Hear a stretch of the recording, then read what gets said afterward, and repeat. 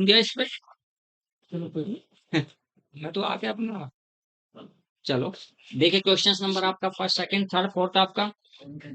तो सबसे ज्यादा आपका थर्ड हो गया, सबसे कम आपका फोर्थ हो गया। तो बेसिसिटी में सबसे ज्यादा अगर बेसिक आपका arrange in the increasing order of basicity of following basis आपको करना था, तो सबसे ज्यादा आपका थर्ड हुआ, सबसे कम आपका फोर्थ हुआ।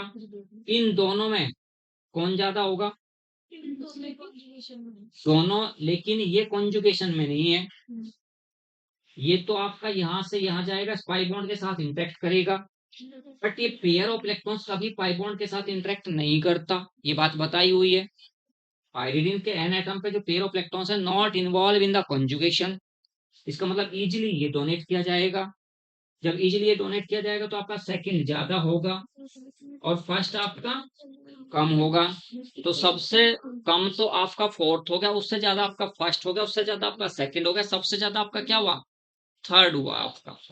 तो ये बेसिसिटी होगी, है ना, ये बेसिसिटी का इंक्रीजिंग ऑर्डर हो गया। देखते जाओ सारे क्वेश्चंस, क्योंकि जीओसी के लगभग लगभग आपके 10 क्वेश्चंस आने हैं सारे। अगर टोटल मान लीजिए 15 क्वेश्चंस आए तो समझ लो 15 में से 7-8 क्वेश्चंस तो जीओसी के ऐसे ही क्वेश्चंस आते हैं, 7-8 तो ऐसे आते हैं। 7 क्वेश्चंस ऐसे, 8 क्वेश्चंस फिर सारे आपके वैसे। फिर मैंने क्या कहा? Arrange in the increasing order of stability of the following carbocations. बताओ भाई महिमा, सबसे ज्यादा स्टेबल कौन सा है, सबसे कम स्टेबल कौन सा है? सबसे कम स्टेबल आपका है फर्स्ट वाला, सबसे कम। बताओ सबसे कम स्टेबल कौन सा है? सबसे कम, यस, स्वाति बिल्कुल सही बताया, थर्ड। क्योंकि थर्ड पे ये OCH3 जो लगा हुआ है ये माइनस आई इफेक्ट शो करता है, और minus I effect stability of carbocations को डिक्रीज करता है। यानी जो माइनस आई इफेक्ट होता है वो कार्बोकैटायंस की स्टेबिलिटी को क्या करेगा? वो डिक्रीज करेगा। तो यहाँ पर आपका वैसे भी देखता हूं तो ये अल्फा और ये अल्फा कार्बन, कितने अल्फा एच हैं आपके? 5 अल्फा एच हैं, 3 इधर 2 इधर। यहाँ देखता हूं तो यानी ये भी अल्फा कार्बन, ये भी अल्फा कार्बन, ये आपका 6 अल्फा।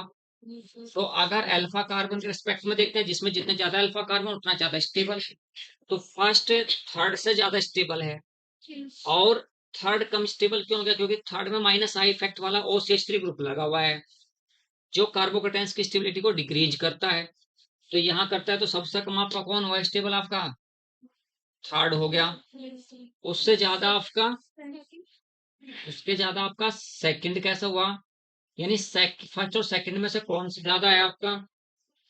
ये हाइपर कॉन्जुगेशन शो करता है, उसके द्वारा स्टेबल है। और ये रेजोनेंस शो करता है, क्योंकि पॉजिटिव चार्ज और पेयर ऑफ इलेक्ट्रॉन्स कॉन्जुगेशन में, यानी ये पेयर ऑफ इलेक्ट्रॉन्स और पॉजिटिव चार्ज आपस में दोनों किसमें? कॉन्जुगेशन में। तो तीनों में से केवल सेकंड ही ऐसा है जो स्टेबलाइज बाई रेजोनेंस है, जो रेजोनेंस के द्वारा स्टेबल है। और जो कार्बोकैटायंस अनुनाद के द्वारा स्थायी होगा वो ज्यादा स्टेबल होगा। तो यानी ज्यादा स्टेबल कौन हो गया आपका? सेकंड वाला ज्यादा स्टेबल है। तो सेकंड आपका मोर स्टेबल, तो यानी सेकंड आपका सबसे ज्यादा स्टेबल हो गया, और थर्ड सबसे कम, फर्स्ट यहाँ हो गया। तो आप समझे, फटाफट उतारा। देखो मैंने क्या कंडीशन इस पे अप्लाई की है। सेकंड सबसे ज्यादा है, ठीक है, और first second third, first second third में आप सोच लो कैसे कैसे आप महिमा सोचो, कंडीशंस लगाओ। स्वाति तूने कैसे सोचा था कि यहाँ थर्ड सबसे स्टेबल होगा? माइनस आई इफेक्ट या वैसे ही तुक्का मारा शादी का किधर है? चलो खैर, की बात नहीं तो तब।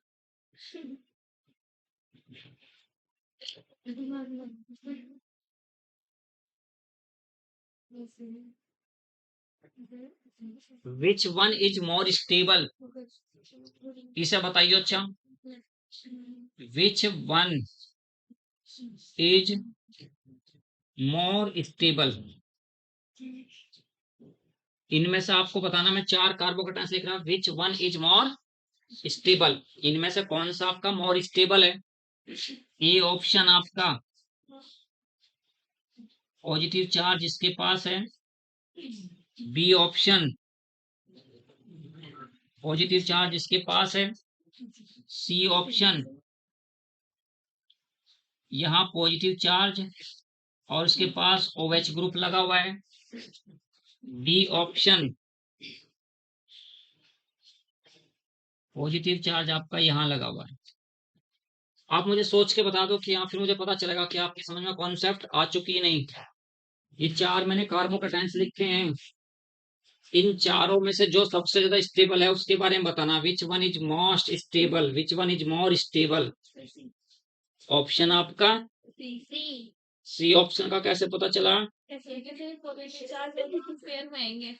क्योंकि पॉजिटिव चार्ज और OH में O के पास जो पेयर ऑफ इलेक्ट्रॉन्स है वो कॉन्जुगेशन में है, स्टेबलाइज बाय रेजोनेंस है।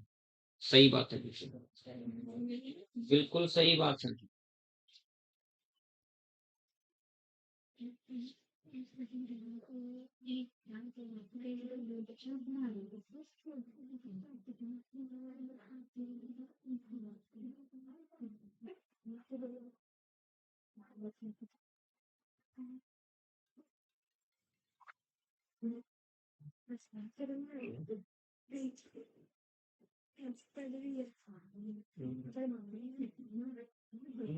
कोई बुलाएगी मैडम, मैं तो क्लास में चली जी ऐसे।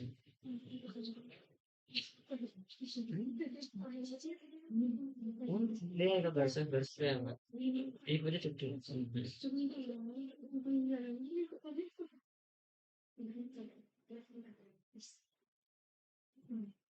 Arrange in the increasing order of acidity. Questions next. Arrange in the increasing order of acidity. Arrange in the increasing order of acidity of the following. Of the following carboxylic acids. Of the following carboxylic acids. मैं 4 carboxylic acid लिख रहा हूं।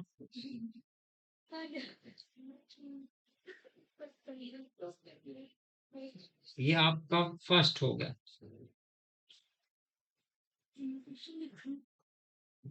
यहाँ भी F है, यहाँ भी F है, ये आपका सेकंड हो गया। एक पे दोनों F लगे हुए यहाँ पर।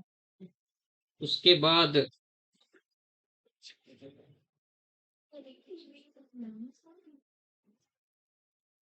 ये आपका थर्ड हो गया। तीसरा जो कार्बोक्सिलिक एसिड है, और जो चौथा जो आपका है ClF, यहाँ Cl है तो ये F है, ये आपका फोर्थ हो गया।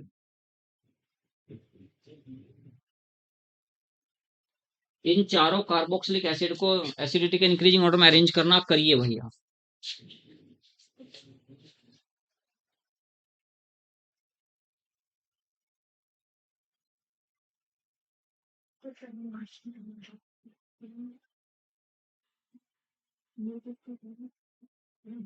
सबसे कम एसिड कौन है, उससे ज्यादा कौन है, सबसे ज्यादा कौन है? करें फटाफट सोचिए, बताइए सबसे ज्यादा एसिड कौन है, उससे कम कौन है? आप सबसे कम कौन है?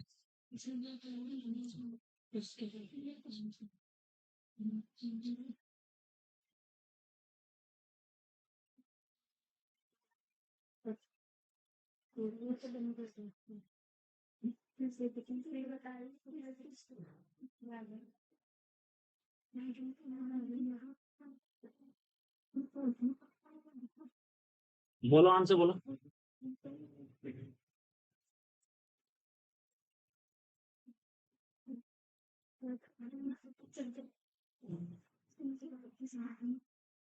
ये मैंने ऋषि साहब एक्सप्लेन करो। चलो मैंने लिख दिया आंसर तो इसका लिख दिया। सबसे कम आपका है सेकंड, उससे ज्यादा आपका है, उससे ज्यादा फर्स्ट है, उससे ज्यादा आपका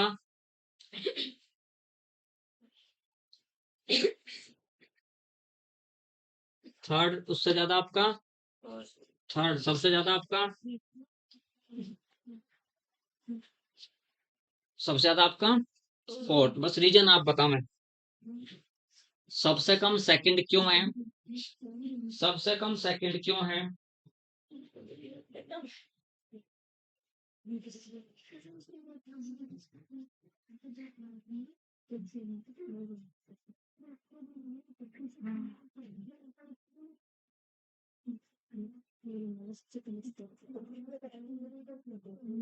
Which is not stabilized by resonance? Which is not stabilized by resonance? Which is not stabilized by resonance? कौन सा resonance के द्वारा stabilized नहीं है आपका? CH3 OCH2 पॉजिटिव, बी आपका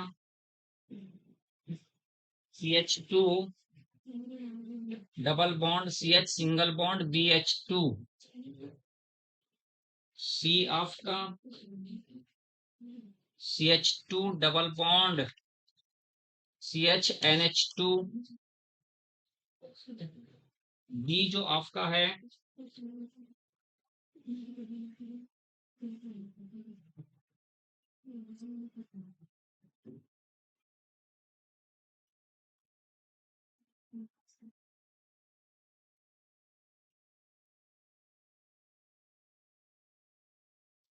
ये आपके पास चार ऑप्शन है। चारों में से कौन सा आपका नॉट स्टेबलाइज बाय रेजोनेंस है? कौन सा रेजोनेंस के द्वारा स्टेबलाइज नहीं होगा? Not stabilise by resonance. बहुत छोटी सी बात है, अगर आपने केमिस्ट्री पढ़ ली तो सिंपल सी बात है। चार आपके पास ऑप्शन है, चारों में से आपको बताना कौन सा स्टेबलाइज नहीं होगा रेजोनेंस के द्वारा, यानी अनुनाद के कारण कौन सा अनुनाद द्वारा स्थायी नहीं है। Which is not stabilise by resonance, which is not stabilise by resonance बताना है भाई आपको, ये कौन सा आपका रेजोनेंस के द्वारा स्टेबलाइज नहीं है।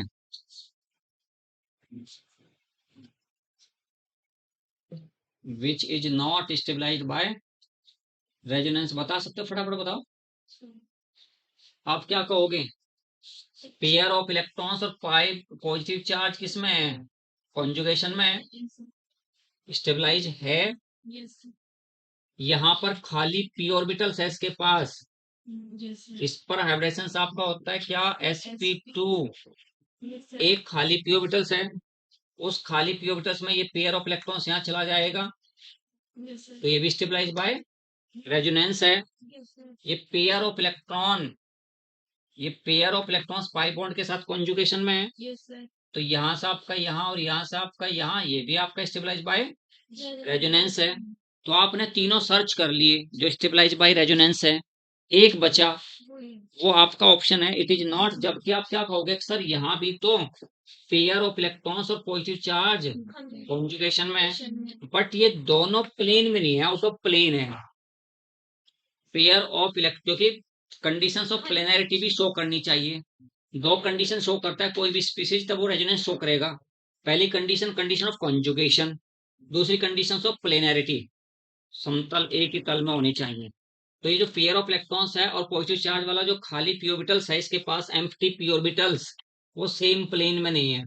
Empty P orbitals of this positive charge carbon and lone pair of electrons not in the same plane. तो जो अगर सेम प्लेन में नहीं होते, कंडीशंस ऑफ प्लेनैरिटी शो नहीं करते, तो वो आपका समझ लीजिए रेजोनेंस को शो नहीं करेगा।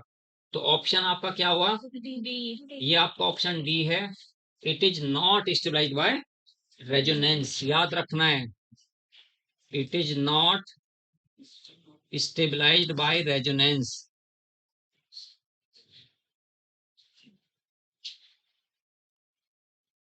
अब जब इस लेवल के क्वेश्चंस करोगे तो बाकी तो सारे अपने आप होते चले जाते। It is not stabilised by resonance.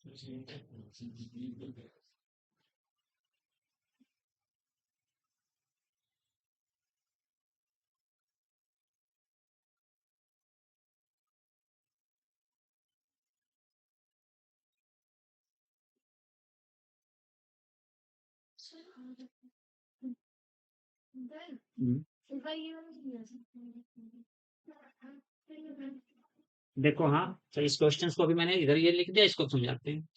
इस क्वेश्चन के बारे में देखिए आपको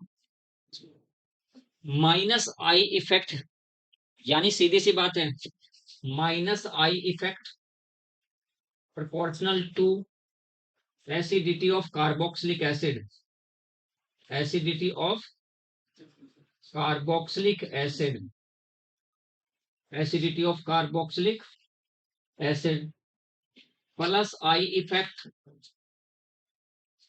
inversely proportional to acidity of carboxylic acid, acidity of carboxylic acid. ये बात दोनों याद रहेगी।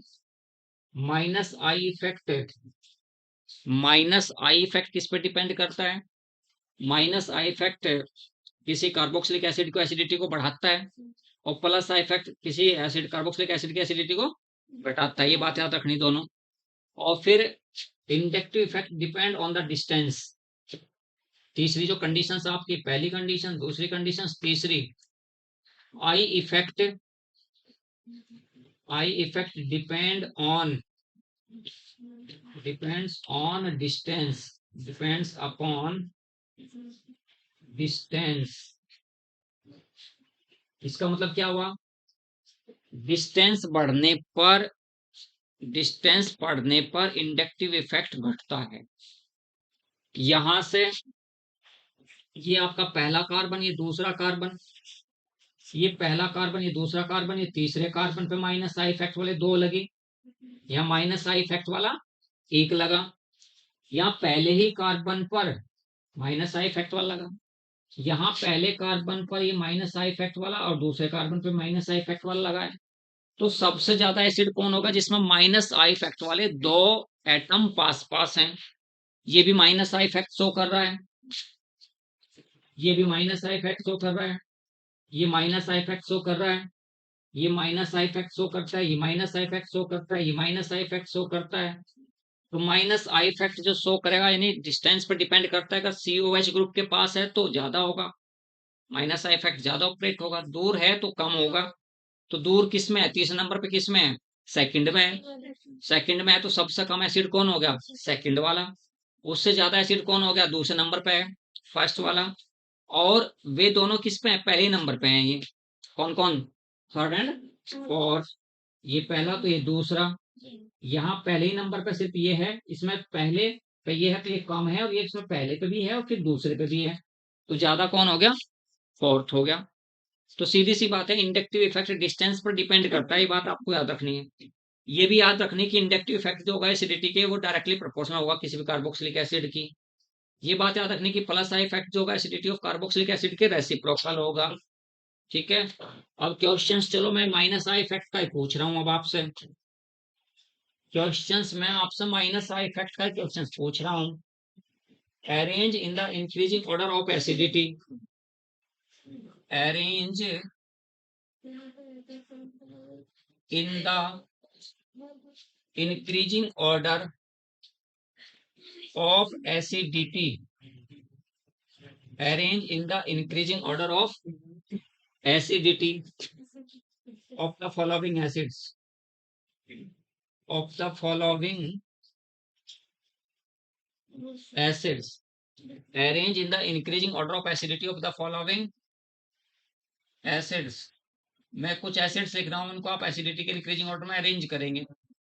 CH2COOH, ये आपका एक हुआ। फिर आपका CHO, CH2COOH, ये आपका फर्स्ट हुआ, तो ये आपका सेकंड हुआ। यहां लिख रहे हैं हम SO3H, CH2COOH, ये आपका हो गया थर्ड। फिर मैंने लिखा यहाँ NH2 या NH2, उधर ही करके लिख दो, इससे क्या फर्क पड़ता है? कुछ नहीं। ये आपका फोर्थ हो गया। इन चारों एसिड्स को एसिडिटी के इंक्रीजिंग ऑर्डर में अरेंज करना, करो फटाफट। क्या ये माइनस आई इफेक्ट शो करता है? प्लस आई। ये क्या शो करता है, ये कौन सा इफेक्ट शो करता है, ये कौन सा इफेक्ट शो करता है। चारों जो ग्रुप मैंने लिखे हैं, एक लिखा मैंने NO2, एक लिखा मैंने CHO, दूसरा लिखा मैंने SO3H, तीसरा लिखा NH2। अगर आपको पता हो कि इन चारों में से किसकी माइनस आई पावर, माइनस आई स्ट्रेंथ जिसकी ज्यादा होगी, ज्यादा एसिड होगा, ये लिखी हुई बात है। तो आपने तो केवल क्या करना है, एसिडिटी और strength of minus I effect देखनी है, strength of the group of minus I effect, यानी माइनस आई इफेक्ट वाले ग्रुप की स्ट्रेंथ देखनी है। क्या आपकी याद है? नहीं सर, वो तो याद ही नहीं हमारे। हमें याद कैसे रखनी, तो देखो कैसे याद रखते हैं, देखो कैसे याद रखते हैं। नंबर फर्स्ट, सबसे ज्यादा स्ट्रेंथ माइनस आई इफेक्ट में है NF3 की, उससे कम है NH3 प्लस की, उससे कम है आपकी NH2R की, उससे कम है NHR2 की, इससे कम है आपकी पावर NR3 की। सलमा इस बात का पता है क्या? ये सारे वे स्पीसीज हैं जिनमें N के पास पॉजिटिव चार्ज है। तो सबसे ज्यादा माइनस आई इफेक्ट अगर किसी का पावर होगी तो किसकी है? इसकी है। सेकंड केस NO2 है, NO2 के बाद CN है, CN के बाद SO3H है, SO3H के बाद CHO है, CHO के बाद आपका कीटोन है, उसके बाद तीसरा आपका COH है, COCl है, और COR है, CONH2 है।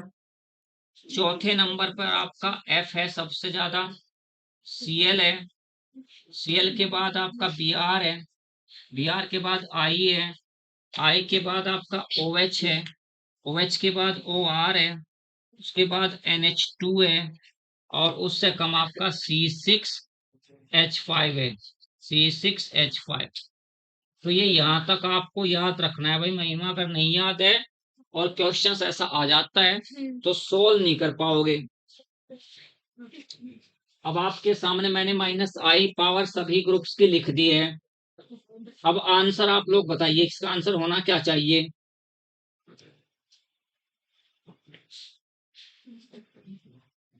अब इसका आंसर बताइए आप, क्या होना चाहिए।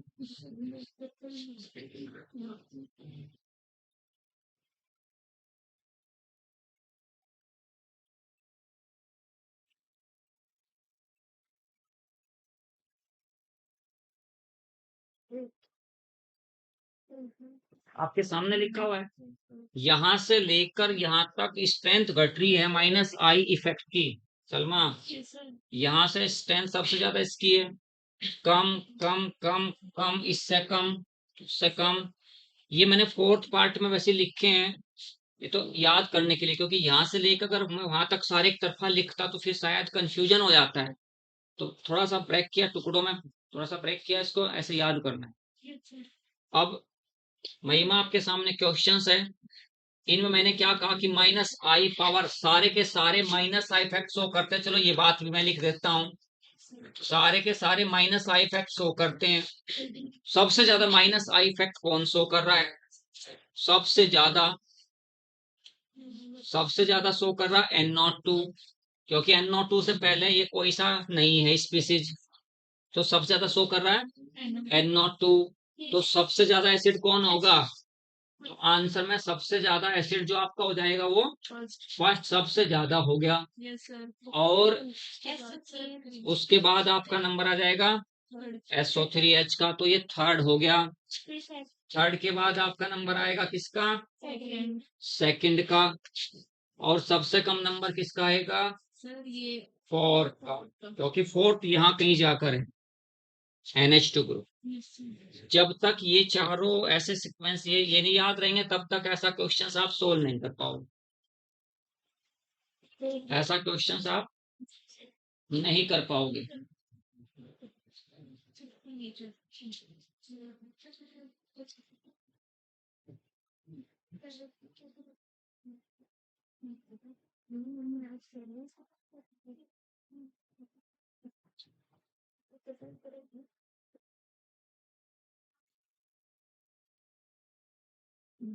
Which one of the following? Which one of the following group is not present? Is not present. Which one of the following group is not present in the following compound? Is not present in the following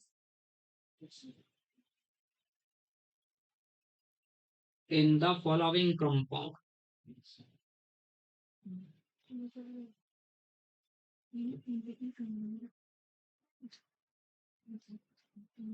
compound जो आपका है बेटा,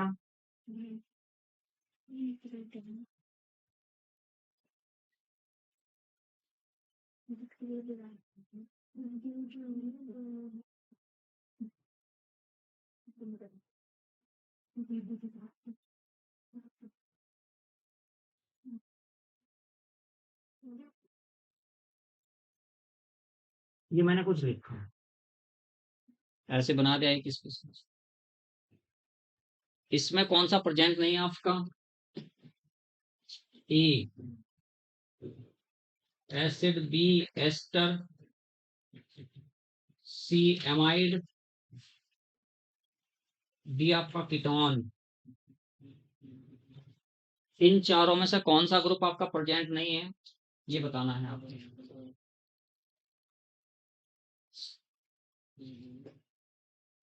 acid, acid group carboxylic acid है क्या, फिर ester, फिर कौन सा नहीं है? कौन सा नहीं है? Which one of the following group is not present in the following compound? Amide, एक आपका एमाइड है ऑप्शन, और एक आपका एस्टर है, एक आपका कीटोन है, एसिड है। देख लो, तो बहुत जनरल सी बात है, तो बहुत बेसिक सी बात है, बहुत बिल्कुल सिंपल सी बात है कि कौन सा ग्रुप अब्सेंट है, यानी कौन सा ग्रुप प्रेजेंट नहीं है। ये तो आपका COOH है, कार्बोक्सिलिक एसिड। एसिड तो है, और एस्टर भी है क्या, कीटोन भी है, इंसा कह रही कि कीटोन भी है। कीटोन कहाँ है, कौन सा कीटोन है? कौन सा ग्रुप नजर नहीं आ रहा तुम्हें इसमें? एमाइड है। महिमा कह रही थी कीटोन तो है। सर कीटोन कैसे आएगा, क्यों ये NaC के साथ तो लग रहा, और ये तो हो गया ना कार्बोक्सिलिक एसिड, तो इधर भी तो लग रहा है वो।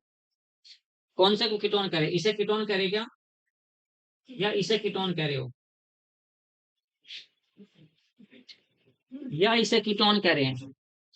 ये तो CO के साथ OH है, तो ये तो एसिड हो गया। सर नहीं, कीटोन ही है इसका आंसर, वो तो एमाइड के साथ हो जाएगा RCONH2। अच्छा, और ये तो है ही एस्टर। ये एस्टर है, हाँ सही बात है। हाँ इधर कीटोन ही नहीं है। एमाइड क्या होता है आपका, एमाइड, वेरी गुड, एमाइड आपका CONH2 होता है। अलग बात है कि NH2 का H हट सकता है, उसकी जगह कुछ और लग सकता है, एमाइड है। ये आपका एमाइड है, ये आपका क्या है, एमाइड। ये आपका क्या है, एस्टर। ये आपका क्या है, एसिड। कौन सा नहीं है, कीटोन। तो इसका आंसर, इंसा तो कहती है सब कीटोन तो इसमें है। अब यहाँ से पता चल जाता है बेसिक्स का, IQ लेवल का, कि हाँ भाई एकदम से महिमा। Acid, ester, amide and ketone, तो ये चार बहुत सिंपल था क्वेश्चंस। देखो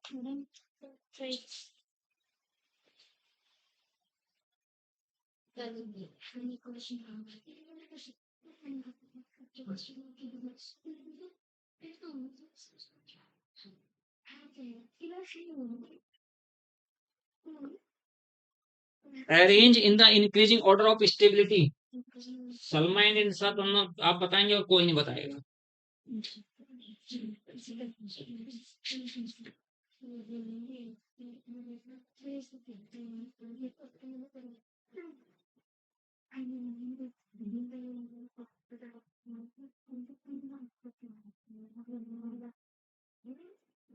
Arrange in the increasing order of stability.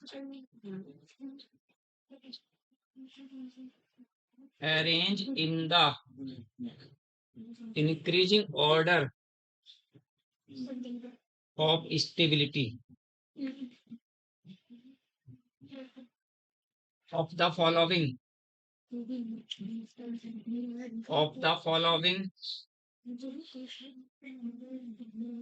carbocation. Arrange in the increasing order of stability of the following carbocations. CH3 CH plus CH3 आपका फर्स्ट हो गया, CH3 CH CO CH3 आपका सेकंड हो गया, और CH3 CHO CH3 ये आपका third हो गया। करो फटाफट। अब तो काफी सारे क्वेश्चंस कर दिए मैंने, अब तो बताते चले जाओ, अब तो कॉन्फिडेंस बन जाना चाहिए। अब तो कई सारे क्वेश्चंस करा चुका हूं मैं ऐसे। सेकंड फिर थर्ड फिर फर्स्ट। सबसे कम सर सबसे कम फर्स्ट वाला है।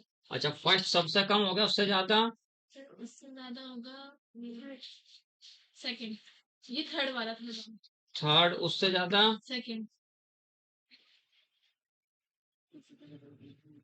और कोई कहना चाह रहा है? महिमा थर्ड सेकंड राउंड ये आपका गलत है, और बताओ है बेटा। सबसे कम थर्ड सबसे कम, उससे ज्यादा फर्स्ट सबसे ज्यादा, अच्छा प्रोबेबिलिटी भाग ये भी नहीं है।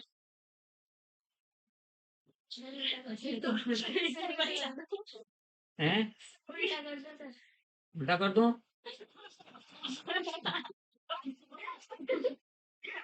सबसे कम स्टेबल कौन सा है? कंडीशंस क्यों नहीं अप्लाई कर पा रहे? पता नहीं क्या हो रहा, कंडीशंस क्यों नहीं अप्लाई कर रहे? इन तीनों में से कौन सा रेजोनेंस कितना बड़ा स्टेबल है? थर्ड वाला है, तो सबसे ज्यादा स्टेबल कौन होगा? थर्ड। क्या ये कभी आपने ऐसा देखा क्या कभी? कैसा?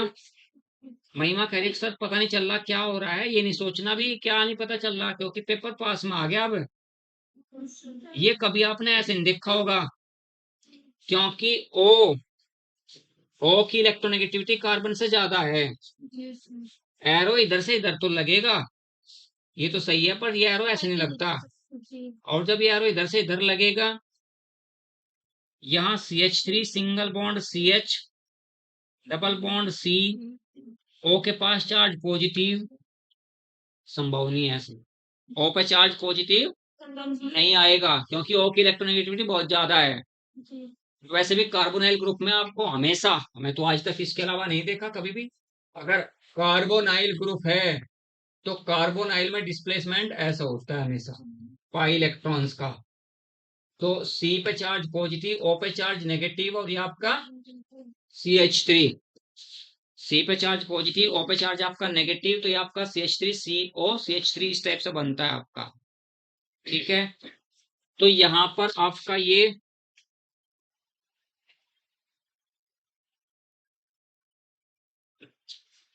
बताओ क्या कहोगे? सर ऐसा नहीं है, सलमा ऐसा नहीं है, तो इसका मतलब क्या है? ये माइनस आई इफेक्ट शो करता है कीटोन में। अभी तो लिखवाया भाई महिमा, अभी तो लिखवाया, अभी तो मैंने लिखवा के अभी दूसरे क्वेश्चंस पे आया ही नहीं। ये माइनस आई इफेक्ट है, इस पे बेचारे पे पहले से इलेक्ट्रॉन की कमी है, और इलेक्ट्रॉन खींच रहा COCH3, तो मैग्नीट्यूड ऑफ पॉजिटिव चार्ज क्या होगा? बढ़ेगा। किसी के पैर में चोट लगी हुई है और वापस उसके पैर पे चोट दोबारा मार रहे हो, ज्यादा दर्द होगा। तो ये पहले से परेशान है क्योंकि इसके पास इलेक्ट्रॉन की कमी है, और ये और इस पर से इलेक्ट्रॉन खींच रहा है और परेशान कर रहा है, और परेशान होने पर तो क्या हो जाएगा? अनस्टेबल हो जाएगा। तो इतनी सी बात नहीं सोच सकते थे कि हाँ सर ये तो माइनस आई इफेक्ट शो करेगा, ये तो ऐसा पॉसिबल नहीं है, ये पॉसिबल नहीं है, क्योंकि आप कभी केमिस्ट्री में नहीं देखेंगे कि आप इसके साथ ये इंटरेक्ट कर जाए, ओ पे चार्ज पॉजिटिव आ जाए, ऐसा नहीं संभव नहीं है। तो जब ऐसा नहीं है तो सबसे कम स्टेबल कौन हो गया, माइनस आई इफेक्ट स्टेबिलिटी को क्या करेगा, घटाएगा। सबसे कम आपका सेकंड है, उससे ज्यादा आपका फर्स्ट है, सबसे ज्यादा आपका थर्ड सबसे ज्यादा ही है, क्योंकि वो स्टेबलाइज बाय रेजोनेंस है, स्टेबलाइज बाय रेजोनेंस है। सलाह सोचेगी सर जितना कॉन्फिडेंस बनता है उतना ही आप फिर गिरा देते हो, है ना। जितना पढ़ते हैं कॉन्फिडेंस बिल्डअप करते हैं उतना ही आप कम कर देते हो।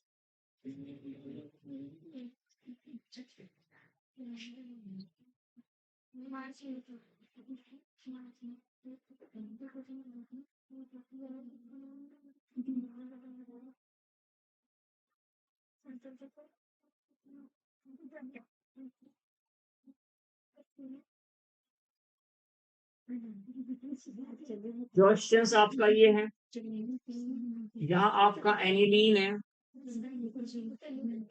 एनिलीन की रिएक्शंस कर रहा हूँ, कंसंट्रेट HNO3 और कंसंट्रेट H2SO4, HNO3 और H2SO4। तो यहाँ प्रोडक्ट पूछ रहा हूं मैं, क्या बनेगी। ऑप्शन ए लिख रहा हूं,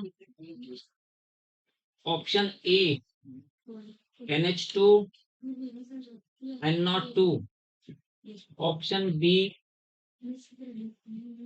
NH2 NO2, option C NH2 NO2, option D all of these. और ये जो आपका ग्रुप होता है ये ऑर्थो एंड पैरा डायरेक्टर है, इतनी भी हेल्प मैं कर रहा हूं आपकी। ऑर्थो एंड पैरा डायरेक्टर है आपका NH2 ग्रुप, और ये एनिलीन का नाइट्रेशन किया, नाइट्रेशन पे क्या बनेगा ये आपको बताना। नाइट्रेशन ऑफ एनिलीन, इसका आंसर हो जाएगा all of. Direct direct nitration पे तीनों बनते हैं, डायरेक्ट नाइट्रेशन पर तीनों बनते हैं, ठीक है। डायरेक्ट नाइट्रेशन पे तीनों बनेंगे, और इनडायरेक्ट नाइट्रेशन पर आपको बताना क्या बनना होगा। अगर मैं यहाँ इसका नाइट्रेशन ऐसे करूं, पहले तो एनिलीन है, एनिलीन को ट्रीट किया है एसिटिक एनहाइड्राइड के साथ, CH3CO होल ट्वाइस O, ए बना, ए को फिर ट्रीट किया HNO3/H2SO4 के साथ, बी बना, बी का एसिडिक हाइड्रोलाइसिस किया, सी बना। तो आपको सी बताना क्या बनेगा, बस केवल सी ही बताना है कि सी ऑप्शन आपका क्या, इसमें क्या ऑप्शन लिखूं सी में मैं, फटाफट बताऊं।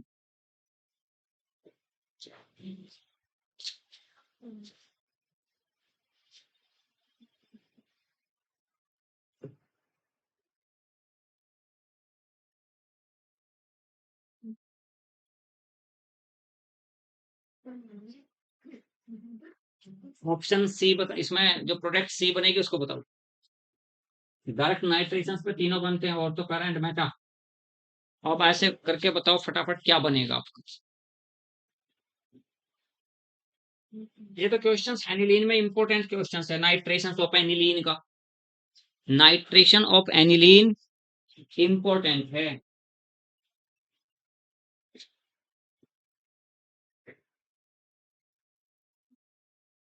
अभी तो कराया था मैंने, 2-3 लगभग 4-5 दिन पहले ही तो कराया अभी एक।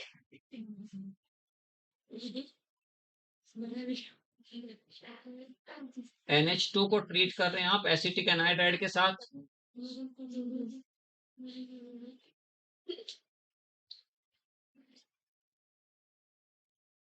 NHCOCH3,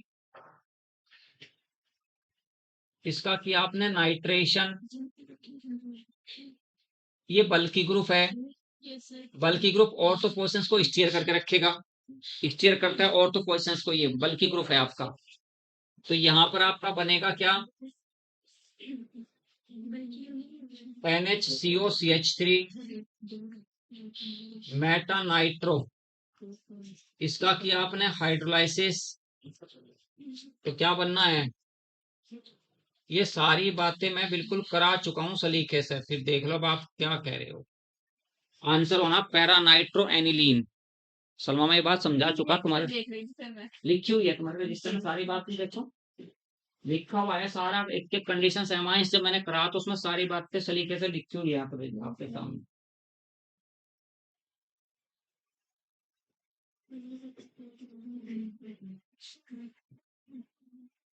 अगर एनिलीन की रिएक्शंस ऑफ है, ये कोई कंपाउंड है, चलिए देखिए बताइए, यहाँ NH2 लिखा हुआ है और यहाँ आपका CH3 लिखा हुआ है और यहाँ आपने ब्रोमीन वाटर लिखना है Br2/H2O। प्रोडक्ट बताओ क्या बनेगी? कोई कंपाउंड है ये, कोई ये कंपाउंड है, इसका आपने ब्रोमिनेशन किया, ब्रोमीन वाटर के साथ ट्रीट किया है, तो ब्रोमीन वाटर के साथ ट्रीट करने पर आपकी प्रोडक्ट क्या बनेगी बताओ फटाफट। ब्रोमीन वाटर के साथ ट्रीट करने पर प्रोडक्ट क्या बनेगी?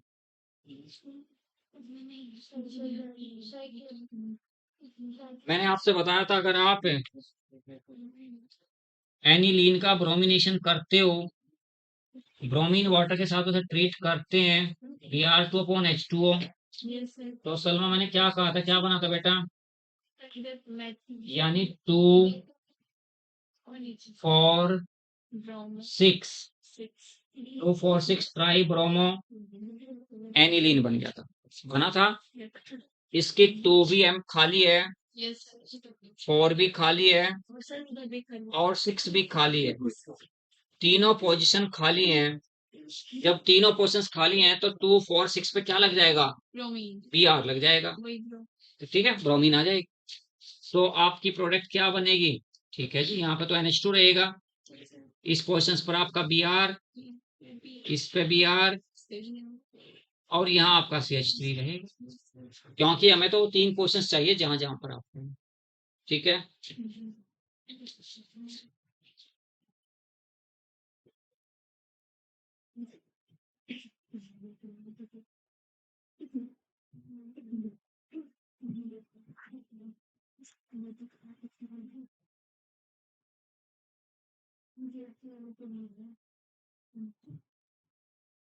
इसे तो बता ही सकते हो, ये तो क्वेश्चन आसान सा है। एनिलीन को ट्रीट किया है बेंजीन डाई एजोनियम क्लोराइड के साथ, N2+Cl-, एरो पर जो आपका pH है, pH की वैल्यू 9 to 10 है, तो प्रोडक्ट क्या बनेगी बताओ फटाफट। एनिलीन, ये कोई कंपाउंड है आपका पैरा हाइड्रोक्सी एनिलीन या पैरा एमिनोफिनॉल, पैरा एमिनोफिनॉल, तो पैरा एमिनोफिनॉल को ट्रीट किया बेंजीन डाई एजोनियम क्लोराइड के साथ, और वहां जो pH वैल्यू है वो 9 to 10 के बीच में है, जो मीडियम है आपका बेसिक मीडियम है। तो फिर आपसे प्रोडक्ट पूछ रहा है क्या किसकी, और सेम यही आपके पास रिएक्शन है, और pH जो वैल्यू आपकी 4 to 5 है, तो यहाँ क्या बनेगा? एक तरफ पैरा एमिनोफिनोलिन फिनॉल को ट्रीट कर रहा हूँ बेंजीन डाइजेनो क्लोराइड के साथ, लेकिन pH वैल्यू 9 to 10 है। दूसरी तरफ है पैरा एमिनोफिनॉल को ट्रीट कर रहा हूँ उसी के साथ बेंजीन डाइजेनो क्लोराइड के साथ ही, लेकिन pH वैल्यू 4 to 5 है। प्रोडक्ट बताओ दोनों।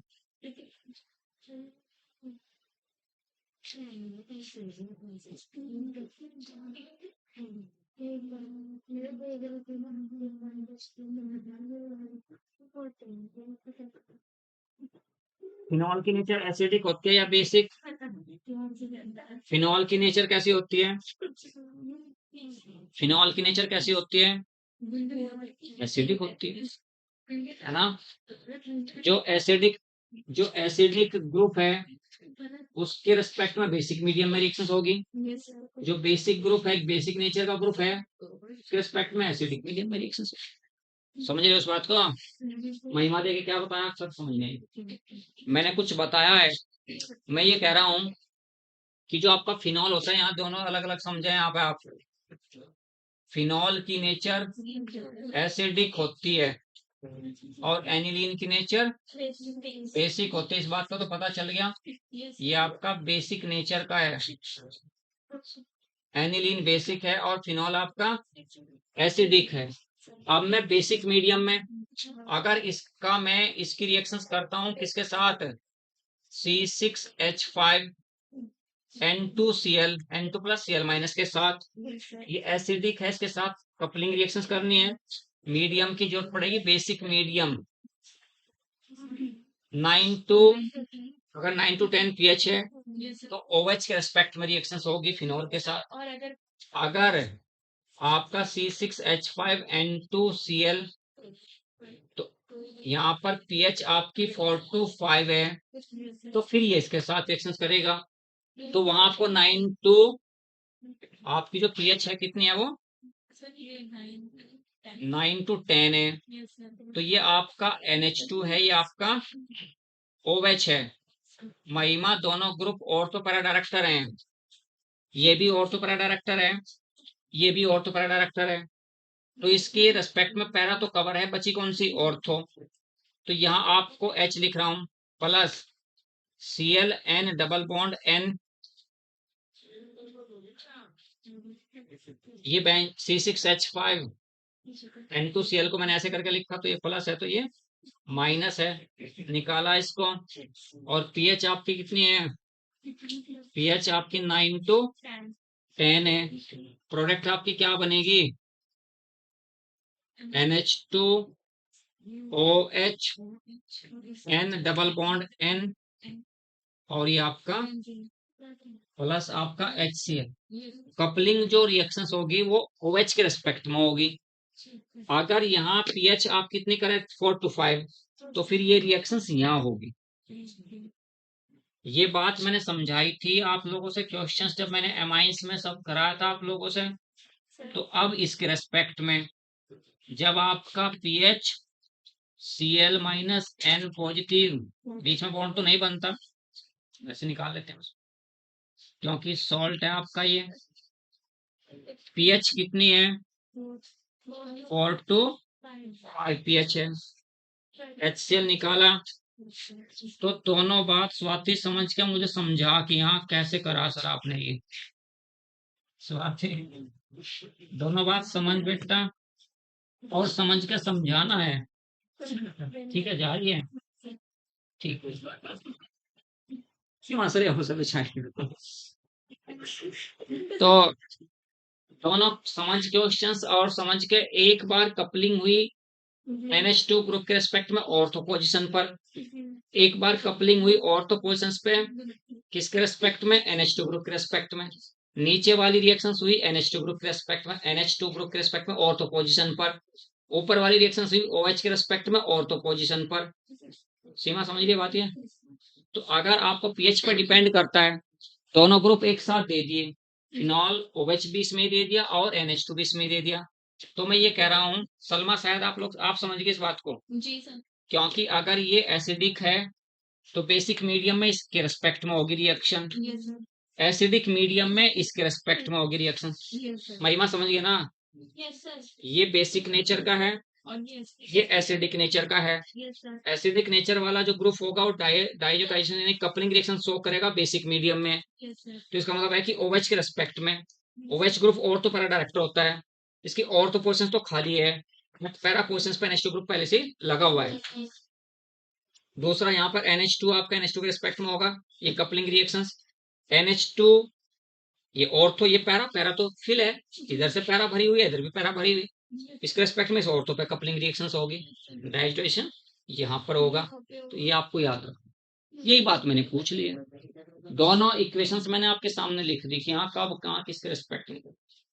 बस pH पे ध्यान रखना है, pH आपका 9 to 10 है तो बेसिक मीडियम, pH आपका 4 to 5 है तो आपका एसिडिक मीडियम, बस ये बात याद रखना।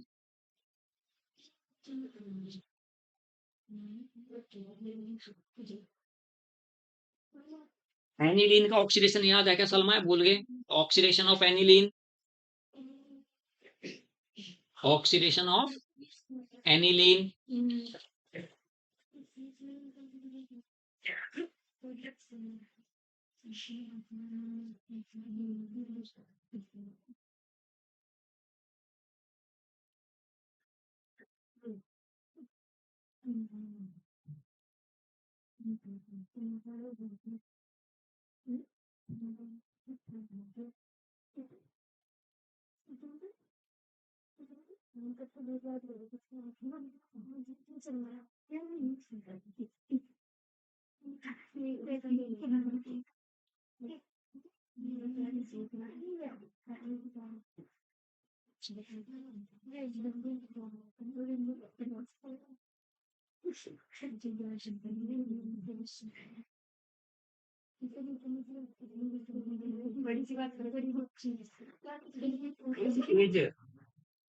is more acidic,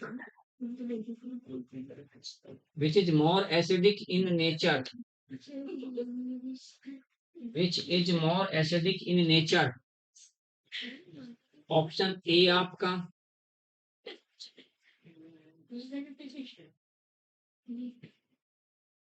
option B,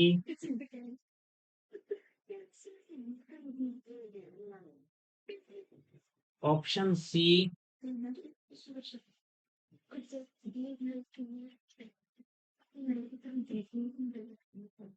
option D.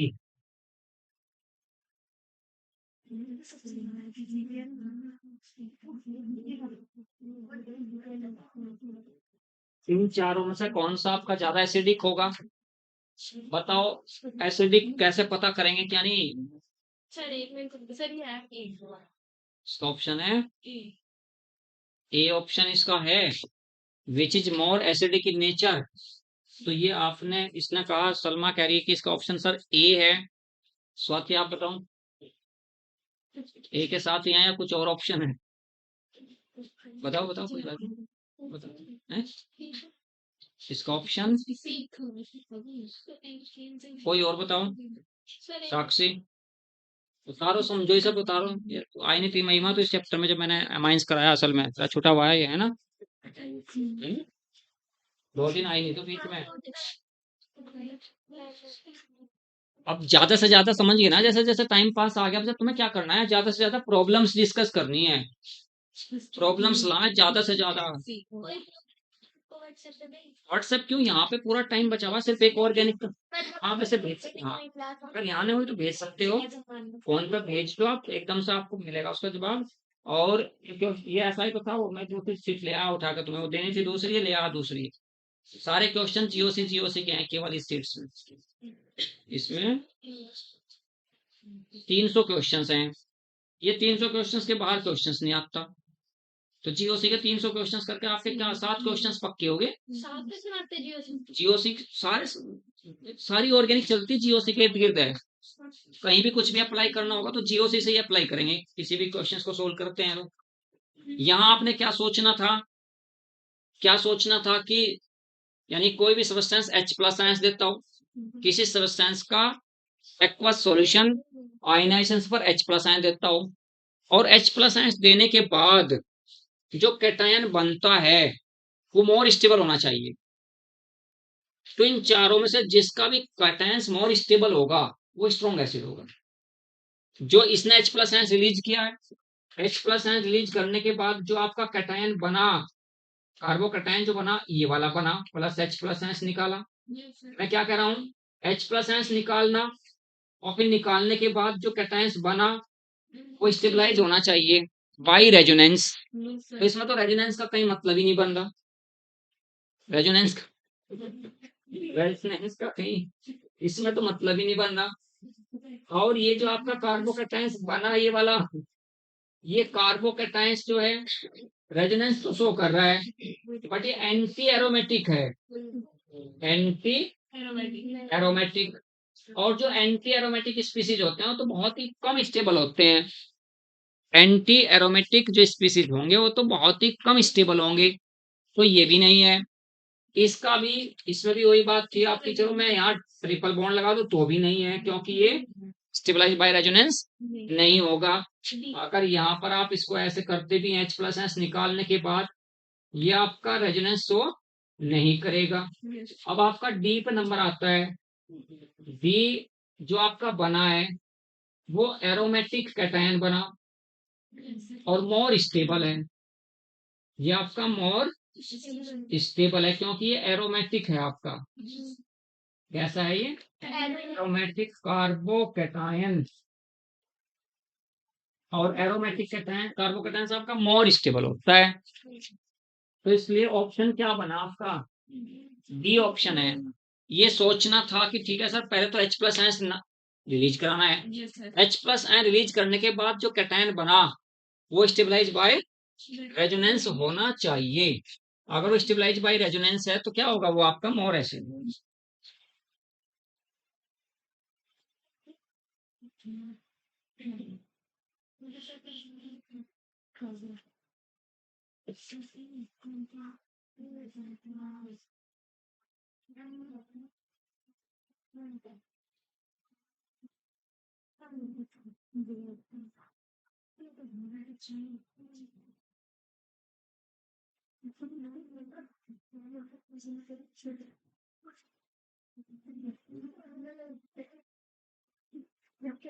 Arrange in the increasing order of stability.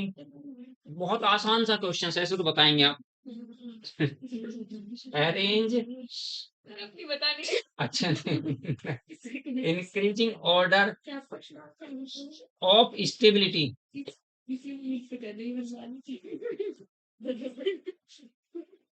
Arrange in the increasing order of stability of the following.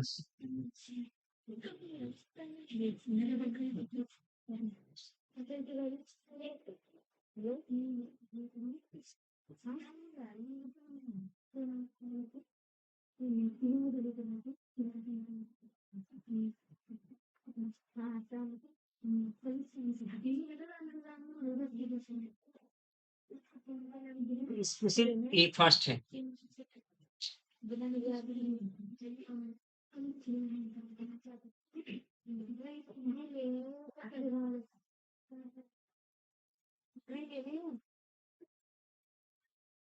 ये सेकंड है।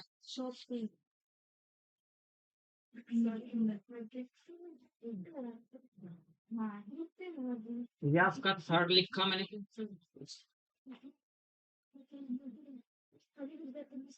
चल बस तीन लिखा। मैं भी बता दूंगी ना, मैं क्लास में, ठीक है? ये तीन ही लिख रहा हूँ, तीनों को स्टेबिलिटी के इंक्रीजिंग ऑर्डर में अरेंज करना है। बताओ फटाफट बताओ कौन सा आपका हो सकता है। स्वाति देख के बताओ, सोच बता।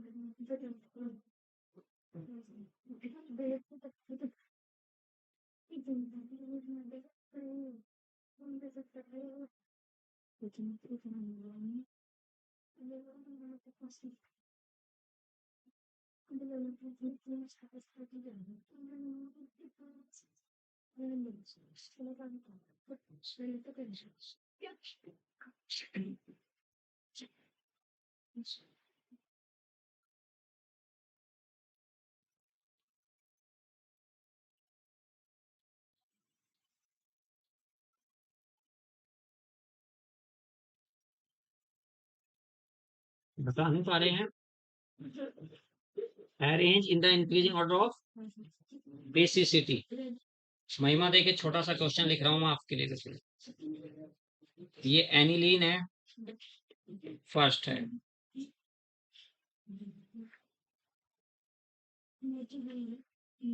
ये आपका सेकंड है।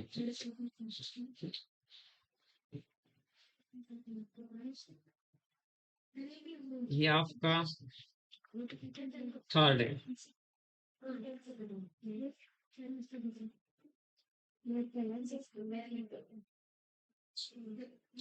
ये आपका फोर्थ है। चार, लेकिन चारों को बेसिसिटी के इंक्रीजिंग ऑर्डर में अरेंज करना है भाई।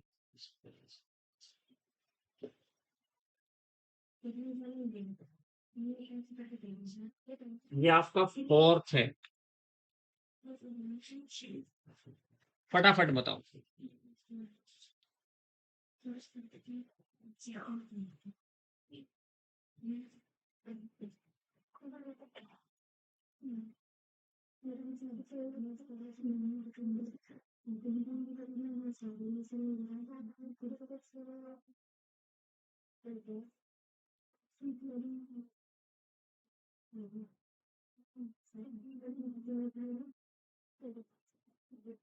Arrange in the increasing order of stability of the following. Stability के इंक्रीजिंग ऑर्डर में अरेंज करना है। इसका उसमें सबसे ज्यादा थर्ड, हाँ बिल्कुल सही बात है। सबसे कम, इसका आंसर आप बता रहे हो, बताओ। बिल्कुल सही बात है। सबसे, बस ये बताना, सबसे कम स्टेबल आपका सेकंड है, उससे ज्यादा आपका फर्स्ट है, उससे ज्यादा आपका थर्ड है। ये इसका आंसर है, बट एक्सप्लेन करना है तुम्हें क्यों, कैसे है। आंसर इसका ये है, बिल्कुल सही बात है। सेकंड आपका सबसे कम है, सेकंड सबसे कम है, थर्ड सबसे ज्यादा स्टेबल है। यानी neutral species will be more stable then the charge species. इसमें अपोजिट चार्ज के तो सेंटर हैं, एक आपका चार्ज स्पीसीज है, एक आपका न्यूट्रल है। तो न्यूट्रल क्या होगा, ज्यादा स्टेबल होगा। और फिर मैंने क्या क्या रखा है, as the distance between the positive and negative charge increases stability decreases. Positive और नेगेटिव चार्ज के बीच के डिस्टेंस बढ़ने पर स्टेबिलिटी घटेगी, बस ये बात याद रखनी। इसमें थर्ड सेकंड में पॉजिटिव चार्ज और नेगेटिव चार्ज के बीच में डिस्टेंस काफी है, तो यानी सबसे कम स्टेबल हो गया। तो सबसे कम स्टेबल आपका ये हो गया, इससे ज्यादा स्टेबल ये हो गया, क्योंकि इसमें पॉजिटिव नेगेटिव चार्ज थोड़ा पास पास है, और सबसे ज्यादा स्टेबल आपका न्यूट्रल होगा। अब आपका अगले वाला क्वेश्चन ये बताओ, सबसे कम कौन होगा? सबसे कम, ये सभी नाइट्रोजन के पास पेयर ऑफ इलेक्ट्रॉन्स हैं, सभी के पास पेयर ऑफ इलेक्ट्रॉन है, सबके पास पेयर ऑफ इलेक्ट्रॉन्स है। महिमा से तो बता दो, सोच के तो बहुत ही तो आया हुआ क्वेश्चन है तुम्हारे मेडिकल का ही। इलेक्ट्रॉन विड्रॉइंग ग्रुप क्या करता है? -R इफेक्ट वाला ग्रुप तो बेसिसिटी को घटाता है, क्योंकि इन इलेक्ट्रॉनों को ले लेगा। तो सबसे कम आपका जो होगा, सबसे कम वो आपका थर्ड होगा, सबसे कम आपका थर्ड होगा। और सबसे ज्यादा जो आपका होगा, सबसे ज्यादा वो सेकंड होगा, क्योंकि ये प्लस आर इफेक्ट शो कर रहा है, ये प्लस आर इफेक्ट शो कर रहा है। तो सबसे कम थर्ड हुआ, और सबसे ज्यादा आपका सेकंड हुआ। अब बचा फर्स्ट एंड फोर्थ में। फर्स्ट एंड फोर्थ में बता दो कौन सा ज्यादा बेसिक होगा। फर्स्ट एंड फोर्थ में एक आपके पास फर्स्ट है, फर्स्ट तो आपके पास एंगलीन है, ये वाला तो आपके पास फर्स्ट हुआ, और ये आपके पास सेकंड हुआ, ये आपके पास सेकंड हुआ। अब आप मुझे बता दीजिए,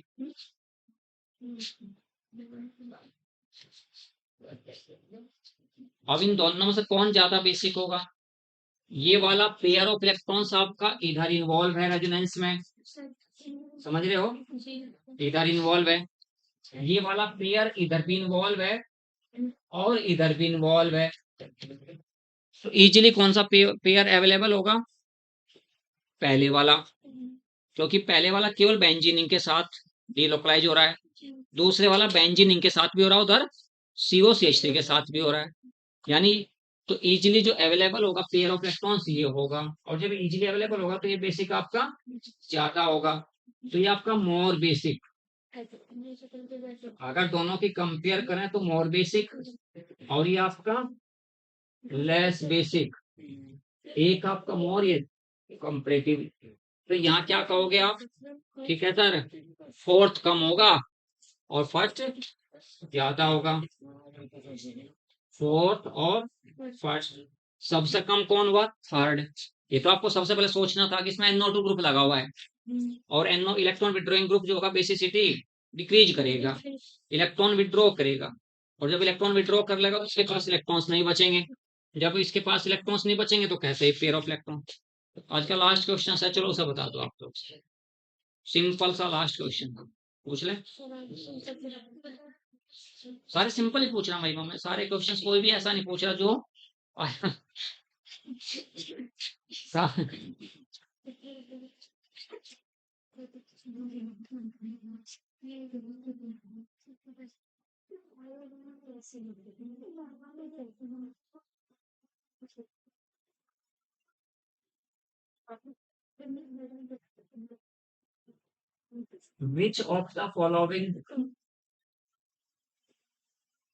which of the following species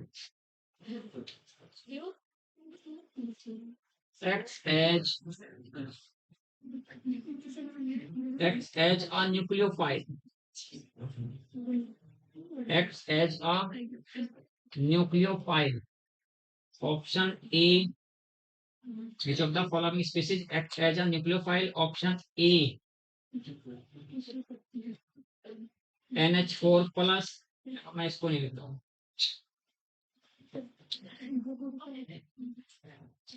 BCl3, पहला स्पीशीज लिखा BCl3, सेकंड लिखा H3O पॉजिटिव, C लिखा SF6 और D लिखा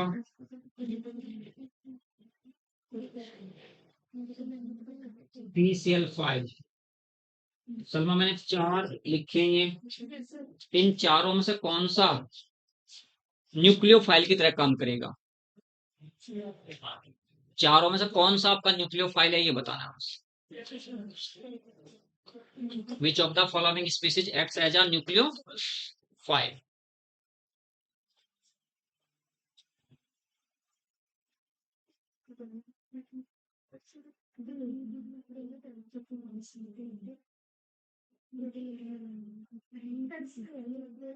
ऑप्शन कैसे पता चला? पढ़ना पड़ेगा, पढ़ोगे पूरी जान लगाओ अभी, क्योंकि अगर आप फ्लोरीन की इलेक्ट्रॉनिगेटिविटी और ये सब बात पे आप ऐसा सोचते हैं तो इसका मतलब पहले जीओसी में कुछ पढ़ाया गया तो कुछ नहीं पढ़ाया गया। क्योंकि अगर किसी स्पीशीज के पास ऑक्टेट कंप्लीट नहीं है तो भी इलेक्ट्रोफाइल, किसी मॉलिक्यूल के सेंट्रल एटम पर खाली डी ऑर्बिटल्स है तो भी इलेक्ट्रोफाइल, चार्ज किसी पॉजिटिव चार्ज होता है तो समझ लो इलेक्ट्रॉन्स पेयर गेन कर सकता है तो भी इलेक्ट्रोफाइल, और इसके पास भी खाली डी ऑर्बिटल्स है, इसके पास भी खाली डी ऑर्बिटल्स है, इसके पास तो इलेक्ट्रॉन 6 ही है, बोरॉन के चार तो 6 इलेक्ट्रॉन्स है, एक इलेक्ट्रॉन पेयर गेन कर सकता है। क्योंकि BCl3 में अगर बोरॉन की बात करते हैं तो BCl3 आप लोगों को पता है, एक सेल यहाँ, एक सेल यहाँ, एक सेल यहाँ, बोरॉन का एटॉमिक नंबर 5 होता है 2,3, Cl का 17 होता है 287, तो 3 इलेक्ट्रॉन तो किसके होंगे? 3 इलेक्ट्रॉन्स तो होंगे बोरॉन के, तो एक इलेक्ट्रॉन बोरॉन का यहाँ हुआ, एक क्लोरीन का, एक बोरॉन का, एक क्लोरीन का, एक बोरॉन का, तो एक क्लोरीन का, बाकी क्लोरीन के 6 इलेक्ट्रॉन ये हुए, तो ये आपका लुईस डॉट स्ट्रक्चर हुई इसकी। अब BCl3 में बी के चार तरफ अगर क्लोरीन के देखते हैं सबके ऑक्टेट कंप्लीट है, बट बोरॉन का ऑक्टेट कंप्लीट नहीं है, एक इलेक्ट्रॉन पेयर ले सकता है, तो पहले वाला भी इलेक्ट्रोफाइल की तरह काम कर रहा है। इसके पास खाली डी ऑर्बिटल्स है, अगर आप देखते हैं तो वैकेंट डी ऑर्बिटल्स है, ये भी इलेक्ट्रोफाइल की तरह काम कर रहा है, ये भी इलेक्ट्रोफाइल की तरह काम कर रहा है।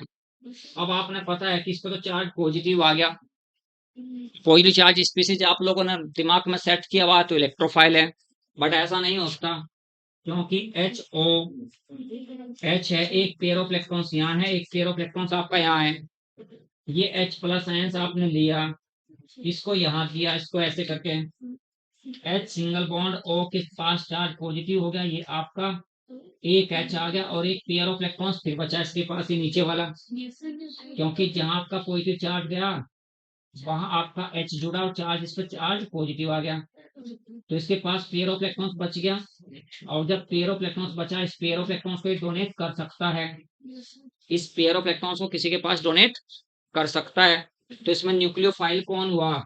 ये आपका न्यूक्लियोफाइल हुआ, ये आपका न्यूक्लियोफाइल है, ये आपका न्यूक्लियोफाइल है, ये आपका न्यूक्लियोफाइल बना। अब महिमा क्या सोच रहे थे इसके बारे में, सारी कंडीशंस आपको देखनी है। अब रोज रोज थोड़ा ही आप बुक सामने रखोगे, पढ़ो इलेक्ट्रोफाइल, पढ़ो न्यूक्लियोफाइल, नहीं तो कंडीशंस पढ़नी। इलेक्ट्रोफाइल की वो कौन सी कंडीशंस है जिस वजह से कोई स्पीसीज आपका इलेक्ट्रोफाइल होगा? सर इलेक्ट्रोफाइल में पॉजिटिव चार्ज होगा सर। हाँ, पॉजिटिव चार्ज तो NH4 प्लस के पास भी है, पॉजिटिव चार्ज तो NH4 प्लस भी है, लेकिन ये इलेक्ट्रोफाइल नहीं है, नॉट इलेक्ट्रोफाइल। न्यूक्लियोफाइल तो होता है। हाँ, न्यूक्लियोफाइल इलेक्ट्रॉन डोनर होता है, इलेक्ट्रोफाइल इलेक्ट्रॉन एक्सेप्टर होता है, बट इलेक्ट्रॉन पे एक्सेप्ट नहीं करेगा क्योंकि यहाँ N का ऑक्टेट कंप्लीट है और N के पास 8 से ज्यादा इलेक्ट्रॉन्स हो नहीं सकते, ले ही नहीं सकता, तो फिर इलेक्ट्रॉन फिर एक्सेप्टर नहीं है, तो फिर इलेक्ट्रोफाइल नहीं है। तो ये कोई गारंटी नहीं है कि पॉजिटिव चार्ज हो गया तो इलेक्ट्रोफाइल ही होगा। फिर हम्म, कोई तो डोनेट करेगा जो वॉलंटियर हो। हाँ, ये डोनेट किसके पास है? कंपेयर है ये। इसके पास है ही नहीं, यस सर। तो डोनेट नहीं करने का, इसका मतलब है ही न्यूक्लियोफाइल, न डोनेट करेगा न लेगा। NH4 plus neither electrophile nor nucleophile, न तो इलेक्ट्रोफाइल है ना वो न्यूक्लियोफाइल है। मतलब बेटा आपकी क्लास उधर होगी क्या? हैं? बंद कर दे बेटा। कंफर्म नहीं है। कंफर्म नहीं है, पता नहीं है, मतलब मैं छोड़ देंगे।